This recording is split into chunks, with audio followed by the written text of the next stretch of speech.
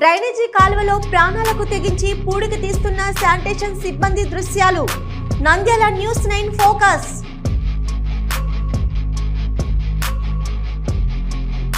కోటి కోసం కోటి విద్యలు అన్నారు పెద్దలు. అయితే ఇంట్లో గలీజుగా ఉన్న చెత్తను తీసేయాలంటే ఎన్నో జాగ్రత్తలు తీసుకుంటాము, బయటపడేస్తాము. అయితే పట్టణాల్లో ఉన్న లక్షలాది మంది గలీజైన చెత్త చెదారం డ్రైనేజీ కాలువలలో వేస్తుంటారు. అటువంటి వాటిని డ్రైనేజీ కాలువలలోకి మనుషులు దిగి డ్రైనేజీ తీస్తున్న దృశ్యాలు.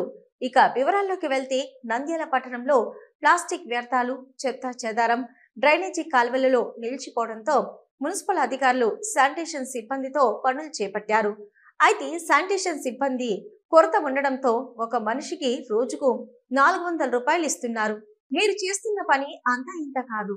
చెత్త చెదారం డ్రైనేజీ కాలువలో నిలిచిపోవడంతో మనుషులు కాలువ లోపలికి మునిగి చెత్త చెదారాన్ని తొలగిస్తున్నారు. వారి ప్రాణాలు పణంగా పెట్టి డ్రైనేజీ కాలువలో పనిచేస్తున్నారు. వీరికి ఎంత ఇచ్చినా తక్కువే. ఇటువంటి వారిని ప్రభుత్వం గుర్తించి సహాయ సహకారాలు అందించాలని పలువురు కోరుకుంటున్నారు. అదేవిధంగా శానిటేషన్ సిబ్బంది మాట్లాడుతూ మున్సిపాలిటీ కార్యాలయంలో గత 20 సంవత్సరాల్లో పనిచేస్తున్నామని, మాకు ఎలాంటి వేతనం రావడం లేదని, రోజుకు 400 రూపాయలు మాత్రమే ఇస్తున్నారని ప్రభుత్వం మమ్మల్ని ఆదుకోవాలని ఆవేదన వ్యక్తం చేశారు.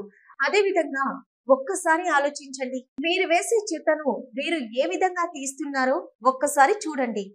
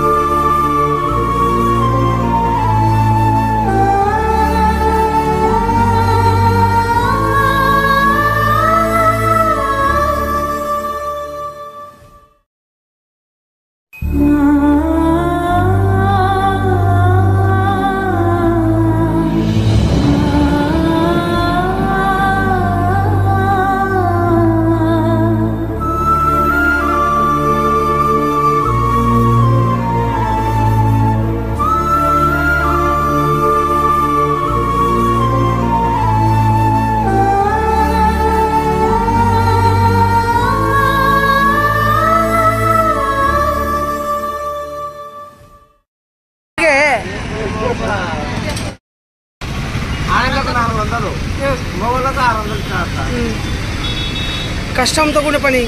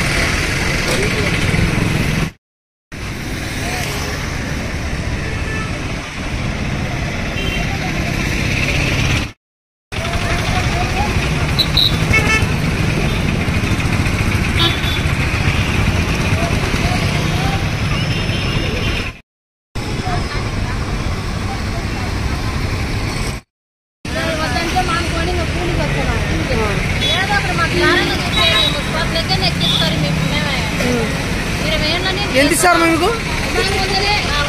రోజు 400. ఈ పని ఎవరు చేయరు కానీ